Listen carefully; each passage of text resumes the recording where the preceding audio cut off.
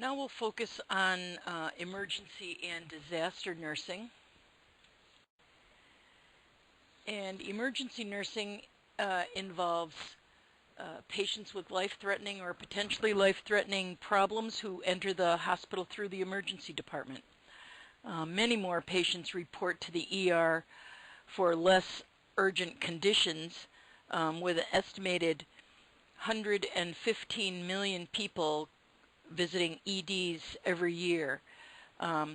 This number is increasing for a wide variety of reasons, including inability or impatience to see a primary care provider, the aging population, shorter hospital stays that result in frequent readmissions, acute mental health crises, which is very common in emergency departments, lack of health insurance to see a primary care provider, and problems get so acute that people need to go to the emergency department and they know that they will not be denied care.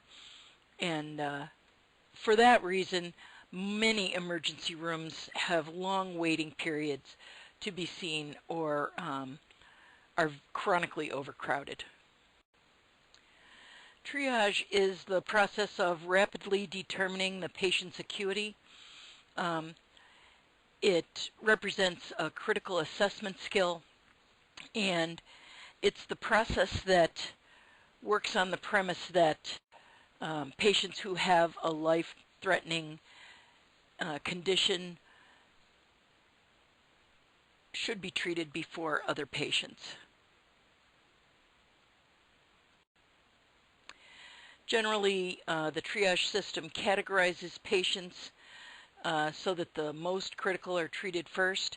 There's an emergency severity index, which is a 5-level triage system.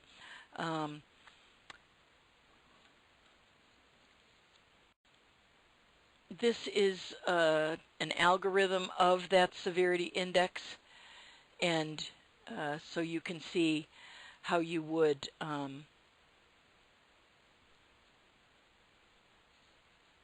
triage and score patients. So a level 1 requires immediate life-saving interventions. The primary focus of emergency nursing is on airway, breathing, circulation, and disability. Nursing identifies life-threatening conditions, and that life-threatening condition related to the ABCs are identified during that primary triage survey, and interventions are implemented immediately before going to the next level of the survey. So the primary survey is breathing, and the nurse assesses for dyspnea, cyanosis, paradoxic movement, or decreased or absent breath sounds, tachycardia, and hypotension. Circulation is the next, with checking the central pulse, because peripheral pulses may be absent because of the injury or vasoconstriction. Disability is measured by the patient's level of consciousness, and we've talked about the AVPU score, the Glasgow Coma Scale, and pupillary responses to light and accommodation. The secondary survey is a brief systematic process to identify all injuries. See Table 69.5 for more information.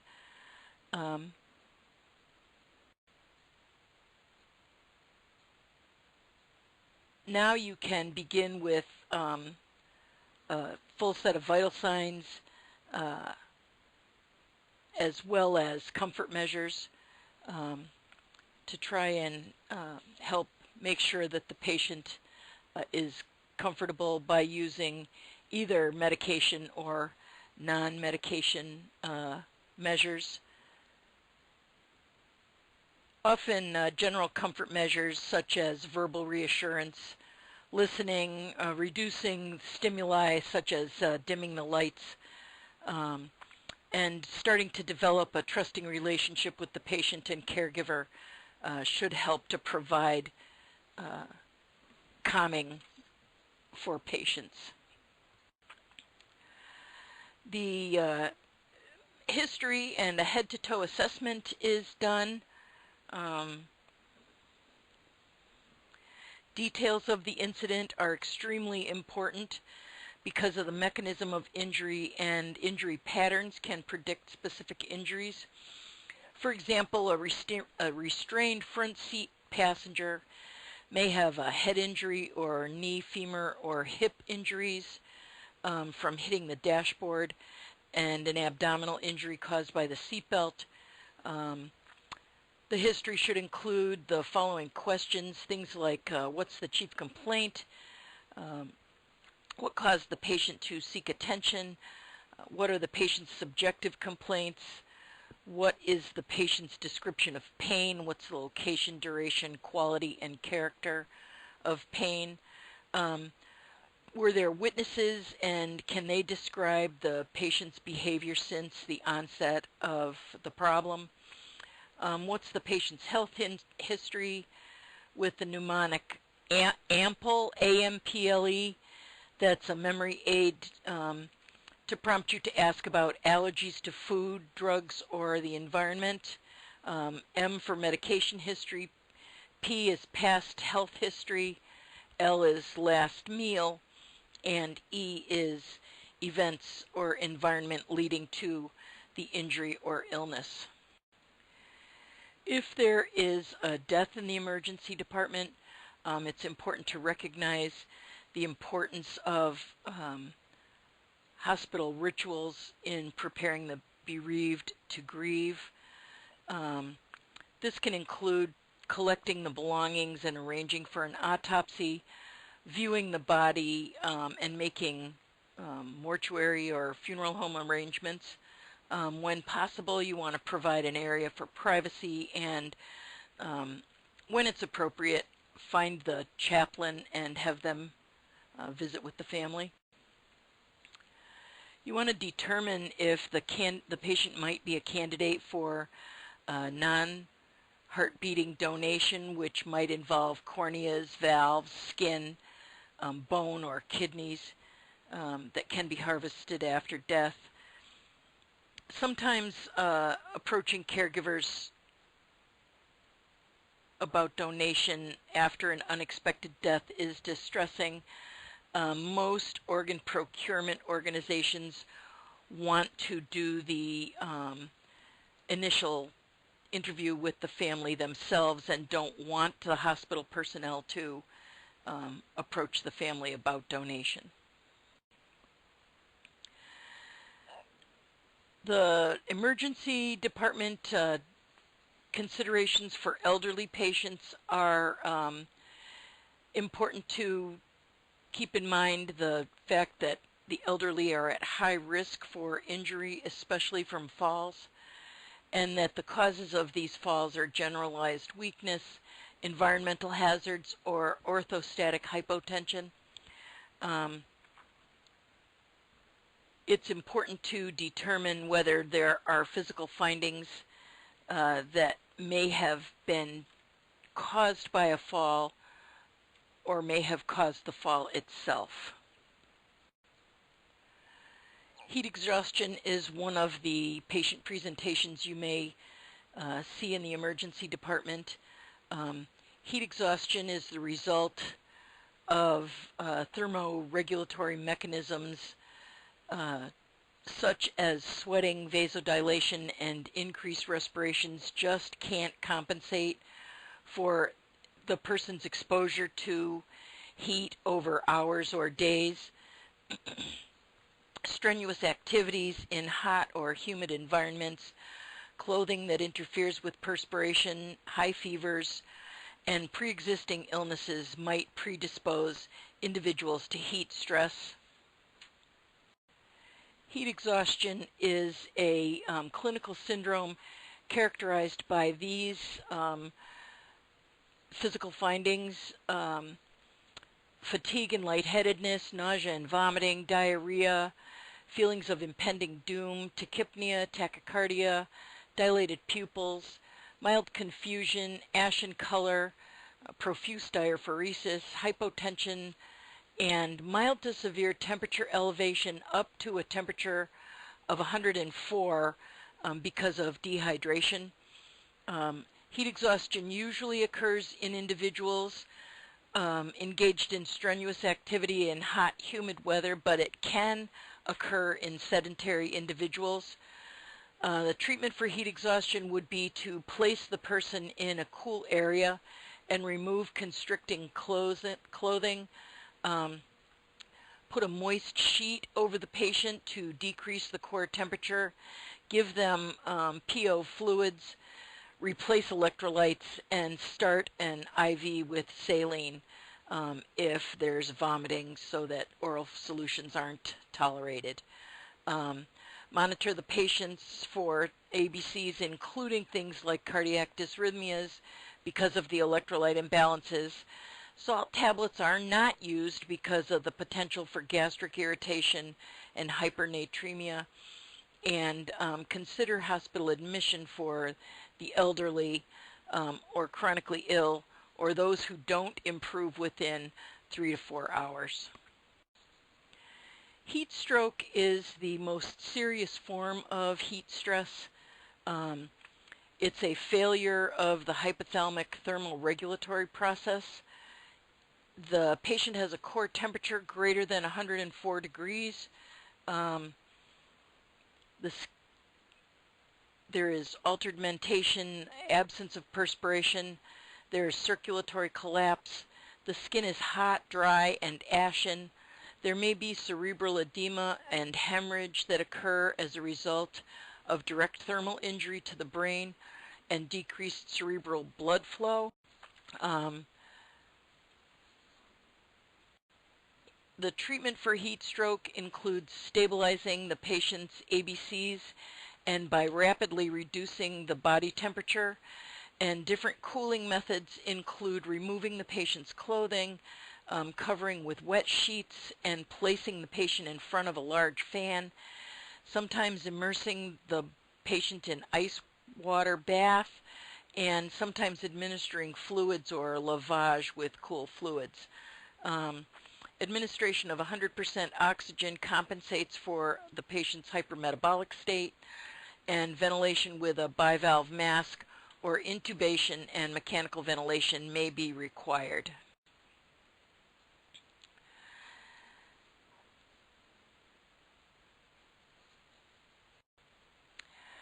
This is a picture of frostbite injury 24 hours after the frostbite, and necrosis that is has occurred from that frostbite injury. This is 6 weeks post-injury. Hypothermia is varying stages. Mild hypothermia is a body temperature between 93.2 and 96.8.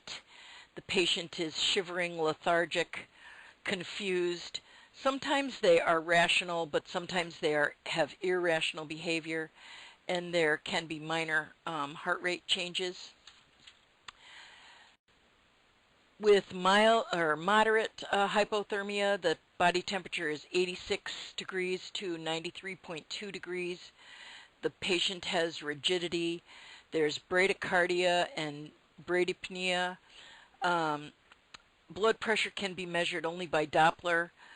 Metabolic and respiratory acidosis have occurred. Hypovolemia may have occurred, and shivering disappears when the body temperature goes below 92 degrees. Profound hypothermia is a body temperature below 86 degrees. Metabolic rate, heart rate, and respirations are so slow that they may be difficult to detect, so the person appears dead. Reflexes are absent, and pupils are fixed and dilated. Coma often results when the core temperature is below 82.4, and death usually occurs when the core temperature is below 78 degrees. Submersion injuries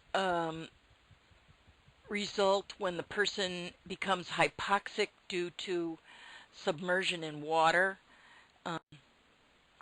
Drowning is a death from suffocation after submersion in water, and immersion syndrome occurs with immersion in cold water, which leads to the stimulation of the vagus nerve and potentially fatal dysrhythmias.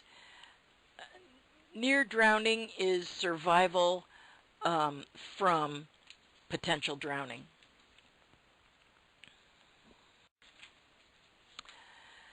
Children are at the greatest risk of animal bites because generally they are at the level of the animal. The bites that we see are often from dogs and cats, followed by wild or domestic rodents. Every year, more than 5 million animal bites are reported in the United States. The most significant problems associated with animal bites are infection and mechanical destruction of skin, muscle, tendons, blood vessels, and bones. The bite may cause a simple laceration or may be associated with a crush injury, a puncture wound, or tearing of multiple layers of tissue. Cat bites are generally deep puncture wounds that can involve tendons and the joint capsule, and there's a greater incidence of infection, including septic arthritis, osteomyelitis, and tenosynovitis. Dog bites usually occur on the extremities and may involve significant tissue damage. When death is reported, it's generally in children. Facial bites are common in children. Most victims own the dogs that bite them, and a plastic surgeon should be involved to evaluate all the disfiguring wounds of the face. Human bites actually result in puncture wounds or laceration, and there is a high risk of infection from oral bacterial flora and hepatitis virus. The oral flora commonly involve Staph aureus, streptococcus, and hepatitis. Hands, fingers, ears, nose, vagina, and penis are the most common sites of human bites, which frequently are the result of violence or sexual activity.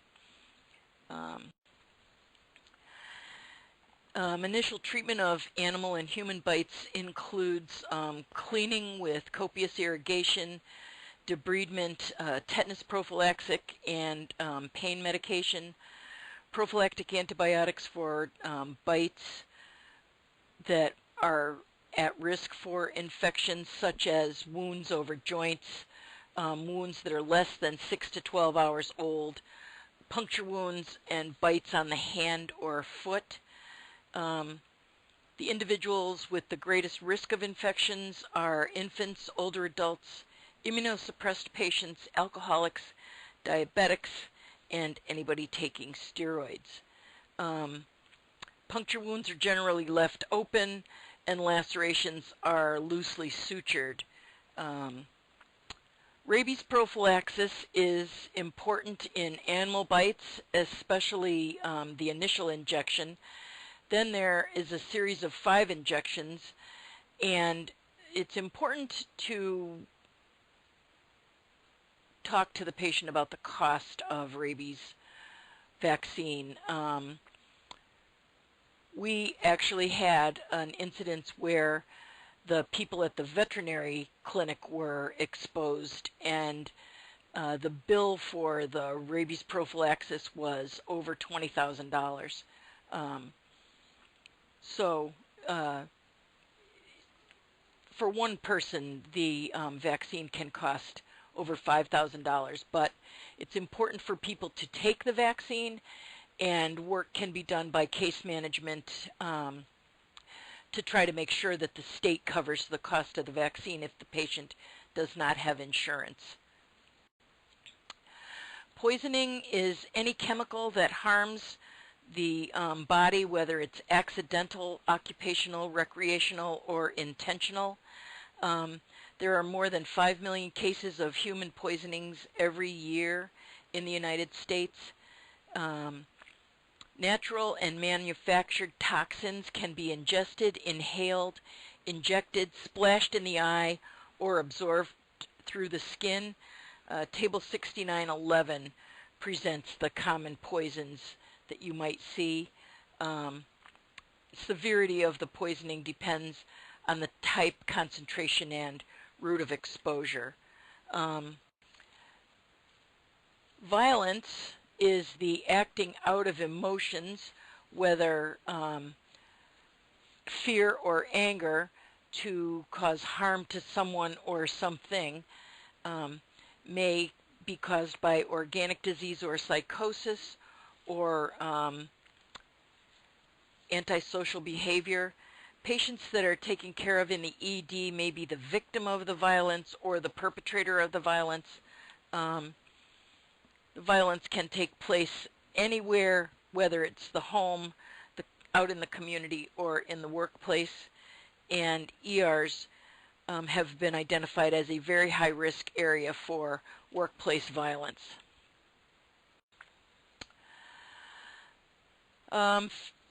Domestic violence is family and intimate partner violence, and it's quite often there's a pattern of coercive behavior in a relationship that involves fear and humiliation, intimidation, neglect, or intentional physical, emotional, financial, or sexual injury. It's found in every profession, all cultures, socioeconomic groups, ages, and genders. Mostly the victims are women, children, and the elderly, but not exclusively. Terrorism is overt action for the express purpose of causing harm, and it can be disease pathogens called bioterrorism, chemical agents, or radiologic or nuclear explosive devices.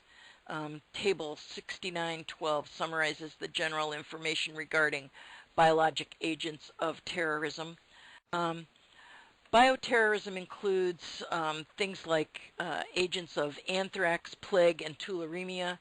Those are all treated with antibiotics. Botulism is treated with an antitoxin, and there is no treatment established for most viruses that cause hemorrhagic fever.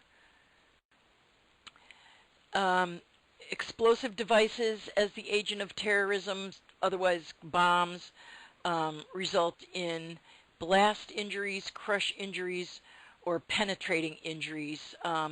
The blast injuries are from the supersonic overpressurization shock, and from the shock wave, actually, with damage to the lungs, the middle ear, and the GI tract.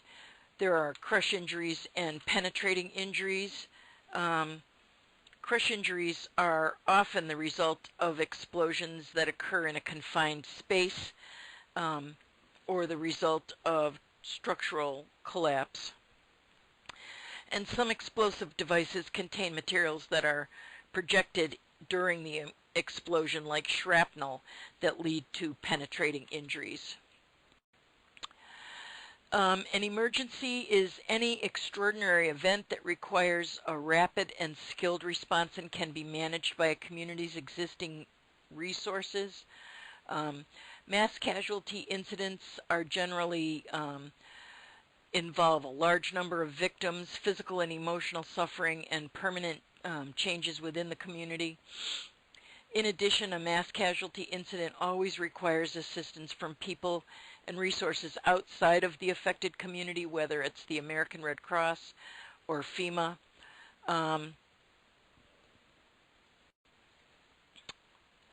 Mass casualty incidents usually involve larger numbers than 100, but understand that in a small rural hospital, the definition of a disaster or an emergency such as this is anything that overwhelms the system. So even an automobile accident with 5 victims can overwhelm the system if it's nights or evenings or the ED is already busy, that sort of thing. So keep that in mind. A lot of facilities do disaster drills, and basically this is testing the system to see where the flaws are before you actually need to be able to perform.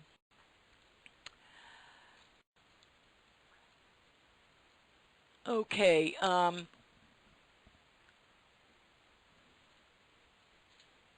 triage of casualties in a disaster or a mass casualty incident is a little different from the usual ED triage and is very quickly conducted. There's a system of color-coded tags that designate the seriousness of the injury and the likelihood of survival. Green is a minor injury, yellow is non-life-threatening injury, or walking wounded, they're generally called. A red tag indicates a life-threatening injury that requires immediate intervention, and a black tag identifies a dead person or someone who is expected to die, and so you go to the red tags first.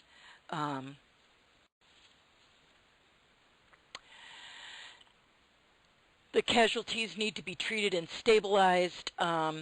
If there's suspected or known contamination, they need to be decontaminated at the scene and then transported to the hospital. A lot of the hospitals now have decontamination tents that were provided by Homeland Security, and there are disaster drills and usage drills regularly.